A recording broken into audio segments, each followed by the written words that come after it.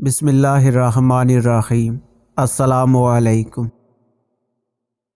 حضرت سیدنا محمود بن لبید رضی اللہ تعالیٰ عنہ سے روایت ہے کہ حضور نبی کریم صلی اللہ تعالیٰ علیہ وآلہ وسلم نے ارشاد فرمایا، ابن آدم دو چیزوں کو ناپسند کرتا ہے۔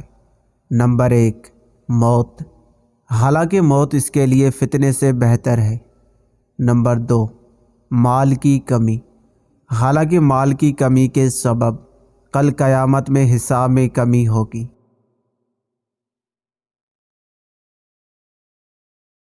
حضرت سیدنا زرعہ بن عبداللہ رضی اللہ تعالیٰ عنہ سے روایت ہے کہ حضور نبی کریم صلی اللہ تعالیٰ علیہ وآلہ وسلم نے ارشاد فرمایا، انسان جینے کو پسند کرتا ہے حالانکہ مرنا بہتر ہے، اور مال کی کثرت کو پسند کرتا ہے حالانکہ مال کی قلت اس کے حساب میں کمی ہے۔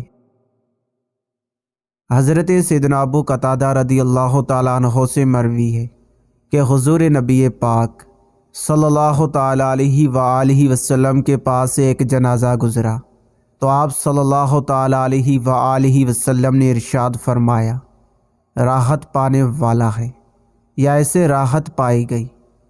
صحابہ کرام علیہم رضوان نے عرض کی، یا رسول اللہ صلی اللہ تعالیٰ علیہ وآلہ وسلم، اس سے کیا مراد ہے؟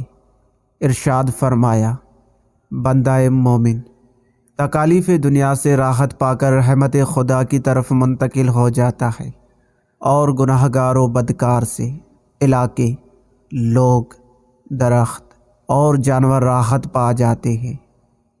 اللہ تعالی ہمیں دنیا میں رہتے ہوئے زیادہ سے زیادہ نیک اعمال کرنے کی توفیق نصیب عطا فرمائے، آمین۔